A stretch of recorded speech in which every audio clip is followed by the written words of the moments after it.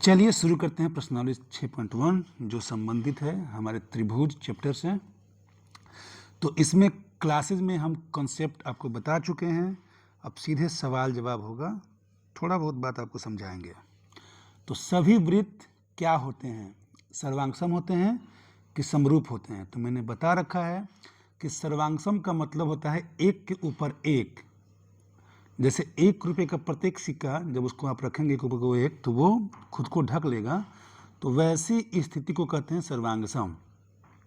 लेकिन ये जो फिगर है आपको दिख रहा होगा कि ये एक के ऊपर एक तो ढकेगा नहीं, लेकिन एक ही जैसा है, एक ही अनुपात में है, तो ये होगा समरूप। तो सभी वृत्त क्या होते हैं, समरूप होते हैं। वैसे ही सभी वर्ग क्या होते हैं, ये भी क्या होंगे, ये भी समरूप होंगे। अगर सवाल ये आता कि 5 सेंटीमीटर के सभी वर्ग कैसे होते हैं, तो वो सर्वांगसम हो जाते हैं, क्योंकि सबकी भुजा क्या होती है 5 सेंटीमीटर। लेकिन यहाँ पे क्या बोला, सभी वर्ग अलग अलग वर्ग है, कोई छोटा है, कोई उससे बड़ा है, कोई उससे बड़ा है, तो इनकी भुजाओं का अनुपात तो बराबर होगा, लेकिन जो कोण है वो भी बराबर होगा, संगत कोण, तो इसलिए क्या होंगे, समरूप होंगे। अब कौन सा त्रिभुज समरूप होता है, 3 नंबर सवाल है। तो ऑप्शन में है समद्विबाहु और समबाहु। तो समबाहु त्रिभुज जो है वो क्या होता है, समरूप होता है। क्यों होता है कि समबाहु त्रिभुज में क्या होती है कि प्रत्येक भुजा बराबर होती है। तो ये अगर 3 है, 3 है, 3 है, और ये भी कोई समबाहु त्रिभुज जिसका 5 और 5 और 5 है। प्रत्येक कोण भी बराबर होते हैं, 60 60 60 60 60 60।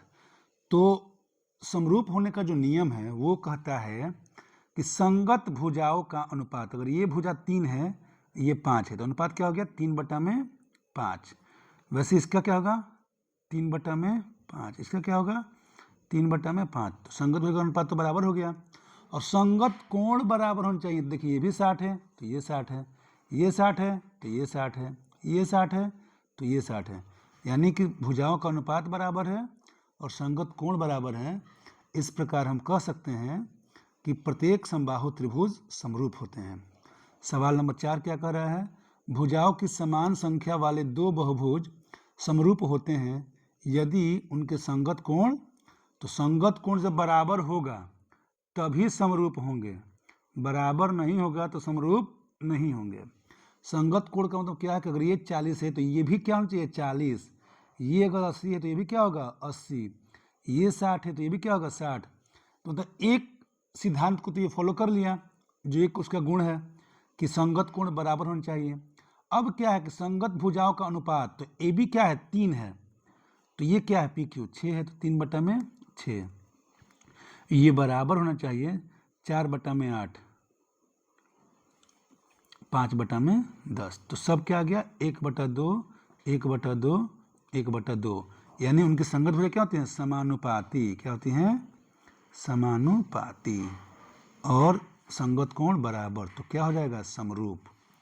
अगला सवाल है, निम्नलिखित युग्मों के 2 भिन्न भिन्न उदाहरण दीजिए।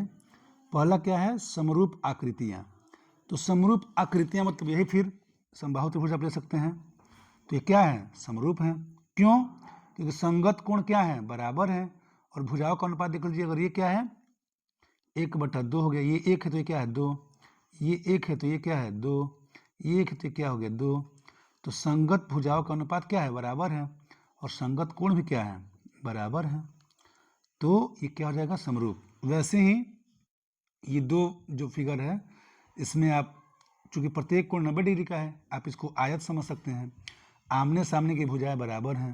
तो हम देखते हैं पहले कि भुजाओं का अनुपात क्या है। तो ये 4 है तो 4/8 ये हो गया, ये बराबर होगा 3/6, ये बराबर है 4/8, ये बराबर है 3/6। तो इस 4 से मैंने इसमें भाग दिया, इस 3 से मैंने इसमें भाग दिया, इस 4 से मैंने इसमें भाग दिया, इस 3 से मैंने इसमें भाग दिया, तो सबका रेशियो क्या है, 1/2, 1/2, 1/2, 1/2, यानी कि ये रेशियो क्या हो गया, बराबर। तो समानुपाती हो गए भुजा। और संगत कोण भी क्या है, बराबर है, 90 90 90 90 90 90 और 90 90। तो ये 2 हो गए उदाहरण समरूप आकृतियों के। अब ऐसी दो आकृतियां जो समरूप नहीं हैं। दिखने में तो आपको लग रहा है कि दोनों समबाहु त्रिभुज हैं, लेकिन देखिए भुजाओं का अनुपात तो दिख रहा है कि ये 3 है तो ये क्या हो गया 6, ये 4 है तो ये क्या हो गया 8, ये 5 है तो ये क्या हो गया 10, तो ये आ गया 1/2, ये आ गया 1/2, ये आ गया 1/2। तो भुजाओं का अनुपात तो सही है, लेकिन जो संगत कोण है ये 60 है, ये 60 है, ये 60 है तो क्या हो गया 70 हो गया। ये संगत कोण क्या है आपस में बराबर नहीं है। जब संगत कोण बराबर नहीं होंगे तो समरूप नहीं होगा। सभी संगत कोण एक दूसरे के बराबर होते हैं। अब दूसरा फिगर, ये भी वही हाल है कि भुजाओं का अनुपात देखिए आप, तो भुजाओं के अनुपात में ही गड़बड़ी है। ये 2/4 है, ये 2/4 है, वेरी गुड।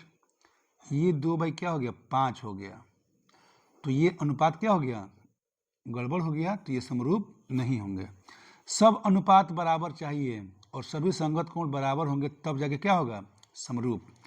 अंतिम सवाल है, ये समरूप क्यों नहीं हुआ, क्योंकि भुजाओं का अनुपात समानुपाती नहीं था। अंतिम सवाल है कि क्या ये दोनों फिगर एक दूसरे के समरूप हैं। तो समरूप होने का जो नियम है वो ये है कि संगत भुजाओं का अनुपात यानी कि 1.5/3 हो जाएगा। एक क्या है 1.5/3, जैसे कि मैंने ये SP/DA कर दिया, संगत भुजा हो गया। PQ/AB हो जाएगा। फिर QR क्या है 1.5, BC क्या है 3 हो गया। फिर SR 1.5, ये क्या है 3 हो गया। तो ये तो 1/2 आ रहा है, 1/2 आ रहा है, 1/2, तो ये तो अनुपात तो बराबर है, लेकिन कोण का जिक्र नहीं किया है। ये कोण तो समकोण बता रहा है, संगत कोण, ये 90 डिग्री का है, लेकिन ये किसी कोण का ये जिक्र नहीं किया है। ये कोण कुछ भी हो सकता है, इसलिए समरूप नहीं है, ये समरूप नहीं है क्योंकि संगत कोण बराबर नहीं है। इस प्रकार एक्सरसाइज 6.1 समाप्त हुआ। आप सभी इसको फेयर पे कर लेंगे। नमस्कार, धन्यवाद।